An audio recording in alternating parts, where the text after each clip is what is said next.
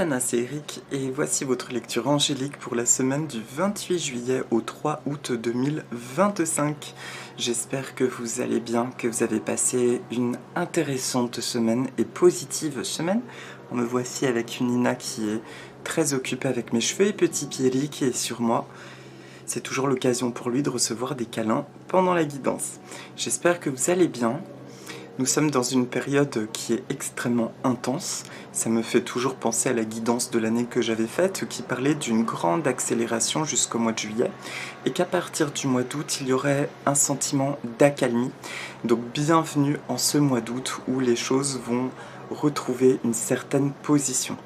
Je pense qu'on pourrait qualifier ce mois de juillet de agitant, brassant, aller-retour entre soi et l'extérieur, positionnement et affirmation en toute puissance, et c'est ce que vient nous proposer visiblement cette dernière semaine de juillet, une affirmation dans notre toute puissance.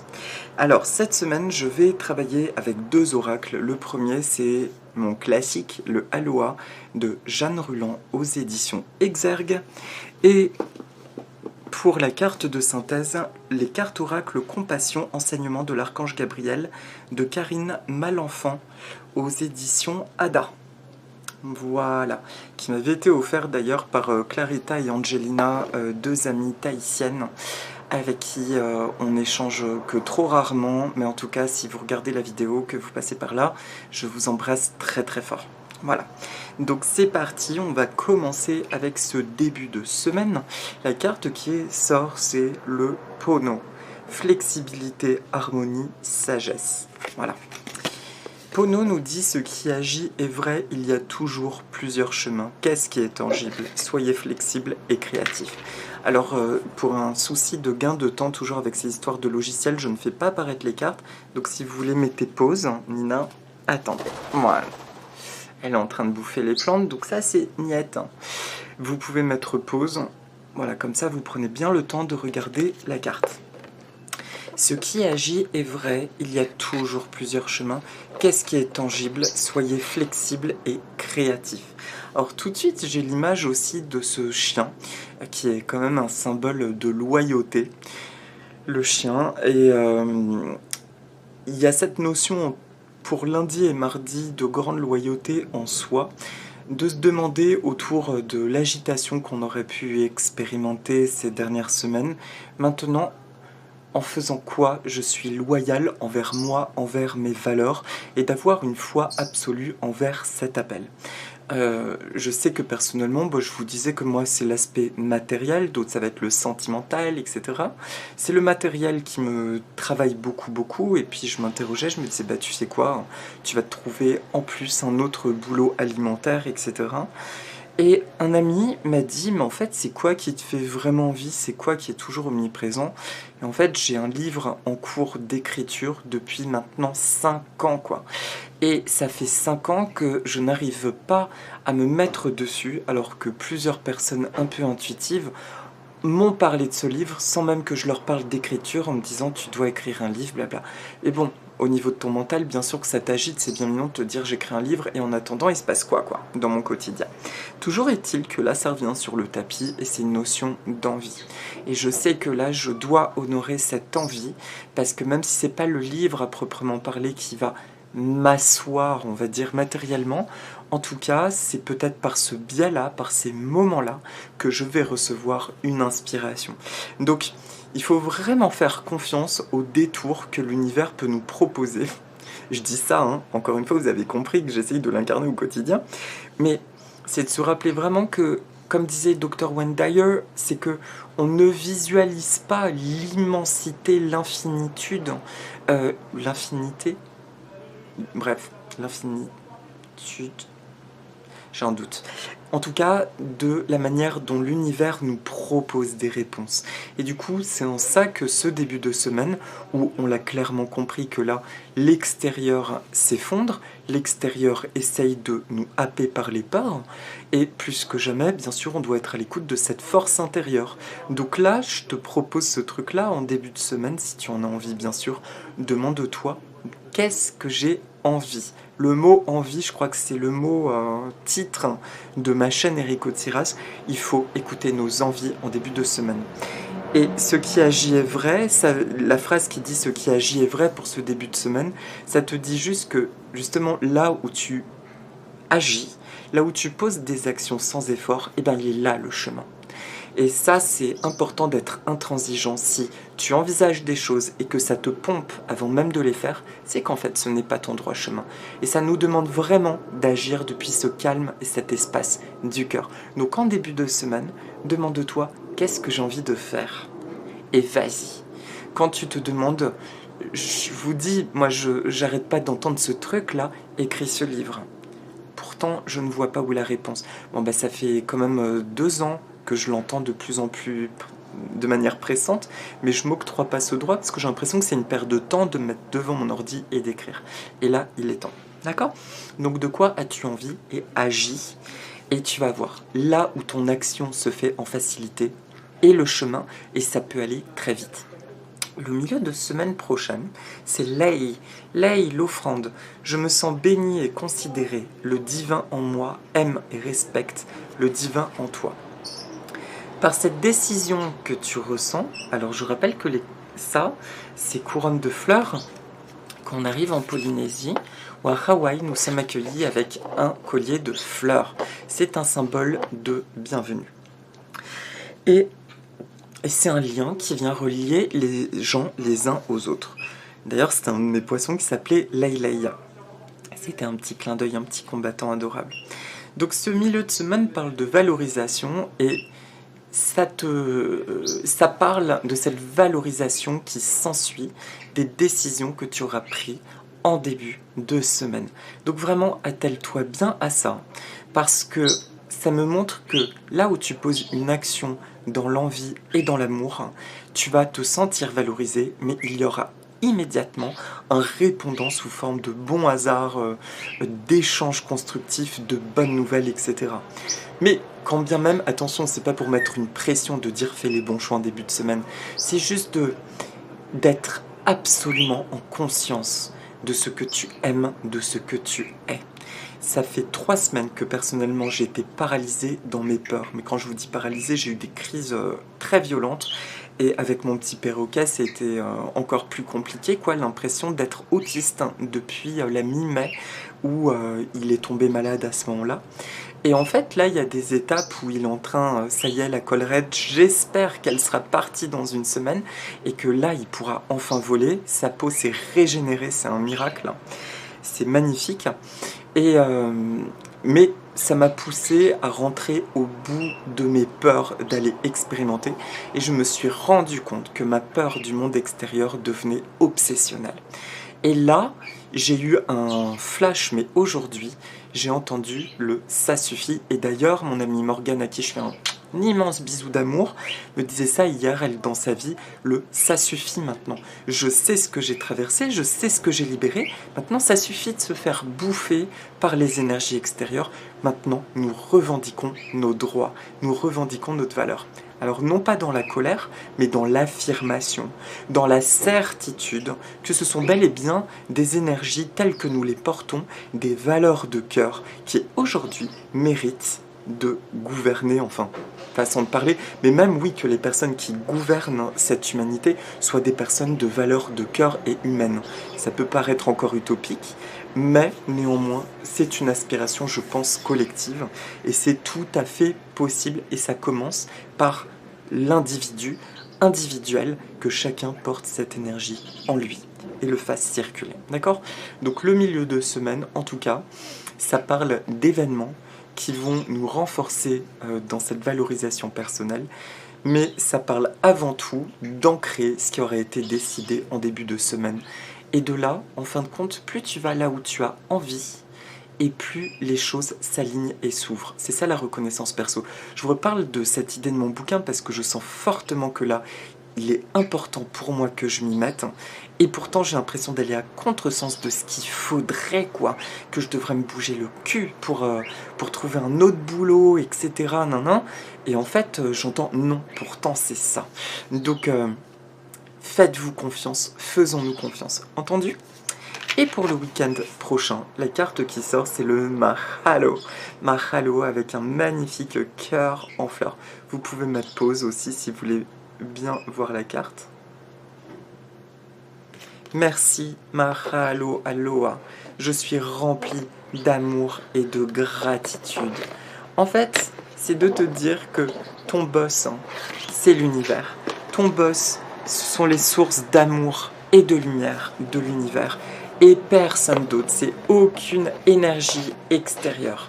Le Mahalo, en fait, c'est l'enseignement. Bon, les Hawaïens sont très portés traditionnellement par cette énergie de gratitude. Contemple, regarde ce que tu as déjà. Et en renforçant cet espace ici et maintenant, en fait, tu attires ce qu'il y a de plus précieux, de plus aligné à toi. En fait, ce Mahalo, il dit que le week-end prochain, c'est la suite logique de tout l'état de la semaine prochaine. Un état de gratitude, parce que nous aurons accompli cette valorisation de nous, ce positionnement encore plus fort de nous-mêmes, et de ce fait, un sentiment de satisfaction sur le week-end prochain. Et c'est aussi bien entendu toujours l'opportunité de penser à certaines choses qui nous font du bien, mais surtout pour lesquelles nous avons de la gratitude. Je vais vous dire là, en cet instant présent où je tourne la vidéo, alors déjà c'est drôle là parce que je me vois aussi dans la caméra, là quand je vois mon teint, j'ai l'impression de retrouver ma mine d'il y a 2 ans. Progressivement, et je sais que quand c'est le cas, c'est que je suis connecté à mon essence de plus en plus. Mais de deux, je me reconnecte à des choses que j'avais perdues, comme là au moment où je tourne la vidéo, bon, on entend des bruits de la rue, j'ai une vue magnifique sur mes plantes, je vais vous la montrer. J'ai un podium ici, regardez, un îlot de mes plantes, il y a un petit vent frais, j'ai un magnifique laurier rose devant moi, et un petit vent frais, et pour ça, j'ai de la gratitude. Voilà, par cette énergie de joie et de vie qui est devant moi. Et donc, c'est le genre de choses que je ressens de plus en plus et qui est extrêmement positif parce que je sais que ça nourrit d'autres choses et ça attire d'autres choses. Et ce qui n'est pas anodin non plus, c'est que j'ai mon petit poussin que là je papouille à la tête, il est en train de s'endormir sur moi. Et mes oiseaux, ils sont vraiment les témoins de ce qui se passe à l'intérieur. Donc, très important, ok? Donc le week-end prochain, prends le temps de ressentir de la gratitude pour ce qu'il y a de bon dans ta vie. Et profites-en aussi pour appeler, pour remercier pour ce que tu souhaites voir se manifester. Mais c'est vraiment depuis cet espace de maintenant que les choses peuvent venir à toi en cultivant cet état-là. Ok ? Autre anecdote, j'ai fait des méditations, je suis tombé par hasard de Joe Dispenza dont je vous ai parlé, très intéressant, je vous en ai même parlé. Et j'ai eu une espèce d'overdose parce que je me sentais complètement endormi quand je les faisais, comme si je n'avais plus les pieds sur terre. Et j'ai entendu, c'est bon, tu arrêtes. En fait, c'était venu pour me proposer, pour insister sur le fait de switcher dans ma tête et me mettre en lumière que j'étais omnubilé par mes peurs et par le manque. Et c'était pour me dire, au final, de revenir sur le présent et ce pourquoi j'ai de la gratitude. Et il est vrai que là, je suis dans un état de paix tel que je n'arrive quasiment pas à penser à mes désirs. Parce que quand je pense à mes désirs, je suis automatiquement dans le futur. Par contre, je cultive le plaisir dans l'instant présent. Et depuis cet espace, par moment, je vais y penser, je fais tu sais quoi, ce serait trop bien que je vive ça. Et je lâche prise. Ou que j'attire ça dans ma vie. Et je lâche prise. C'est-à-dire que je reviens dans la joie de mon instant présent. Je crois que c'est comme ça que ça fonctionne. Et d'ailleurs, je ne l'ai pas près de moi. J'ai une boîte, j'en avais parlé il y a quelques années, que j'ai toujours. Une boîte où j'ai écrit tout ce qui est dans cette boîte, tout ce qui est mis dans cette boîte est. Et j'écris des papiers avec des affirmations positives au présent. C'est Esther et Jerry Hicks qui parlaient de ça. Ce sont des rituels anciens africains qui disent que quand tu désires quelque chose, tu places ce désir sur cet objet et tu envoies de l'amour sur l'objet. Ainsi, tu ne vas pas brouiller les ondes de ce que tu désires et désirer à chaque fois quelque chose d'un peu différent.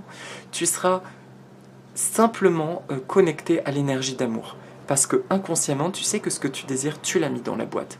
Et même si tu as oublié exactement comment tu l'as formulé, c'est pas grave. Tu envoies de l'amour sur cette boîte. D'accord ? Voilà, c'était le petit clin d'œil. Et pour terminer, la carte de synthèse, donc de l'autre oracle de la compassion, c'est mission terrestre. Alors je t'invite à mettre pause pour regarder ce qui est écrit. Il est temps de faire votre mission terrestre, n'attendez plus.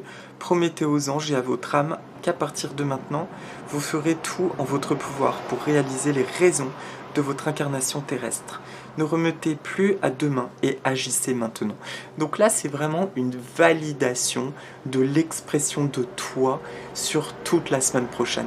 Et vous savez, c'était la mode il y a quelques années de se demander quelle est ma mission de vie.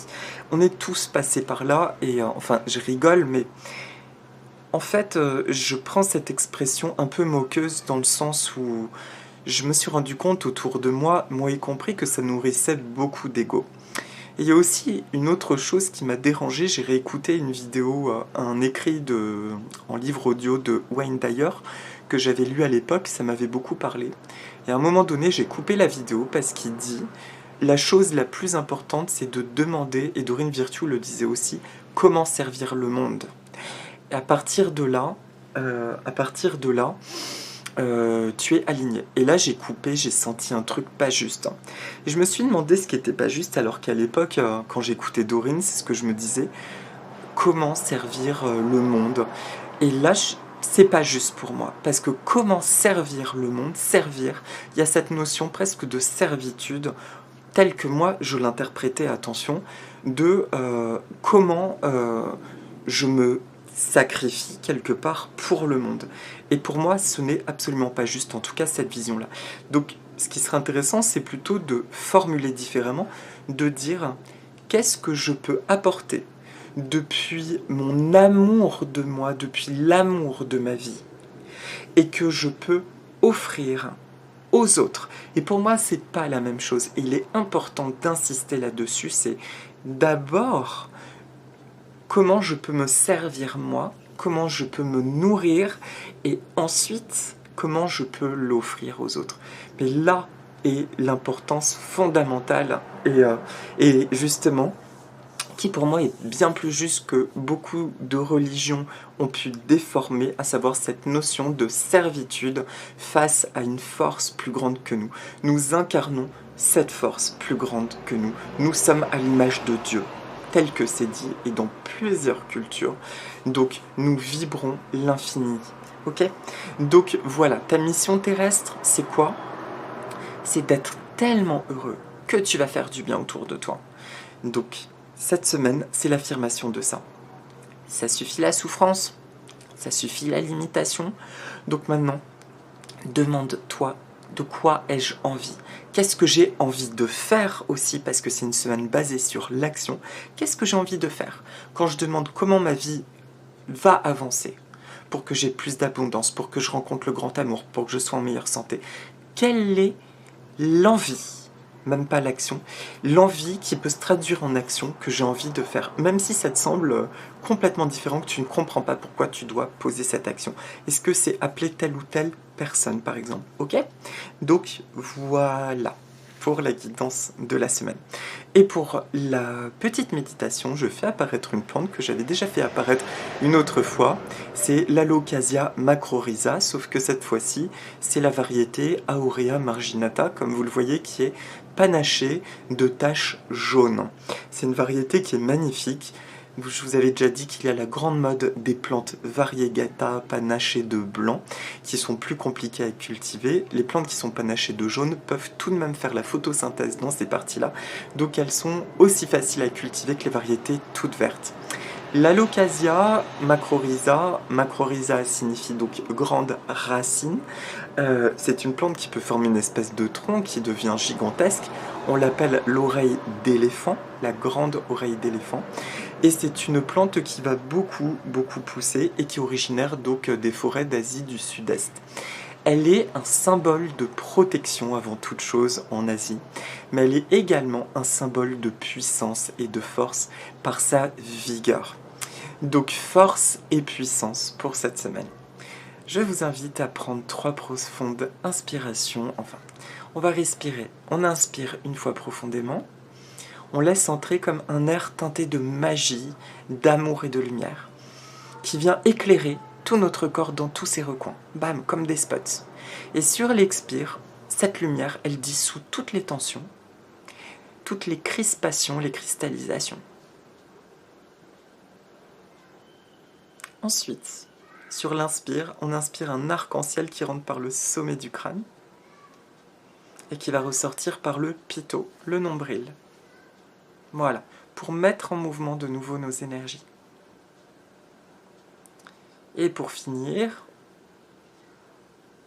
on va faire une autre inspiration, cette fois-ci en ressentant du vert émeraude qui rentre par le cœur et du orange qui rentre cette fois-ci par le sommet du crâne et qui vient faire briller toute la région des intestins, du hara et du plexus solaire.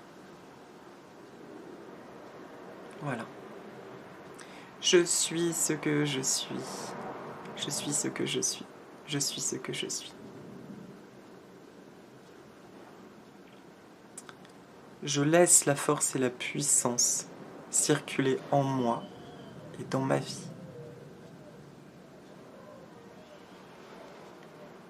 Je laisse ma personnalité profonde s'exprimer et j'agis avec fluidité et aisance avec mes envies sincères et profondes.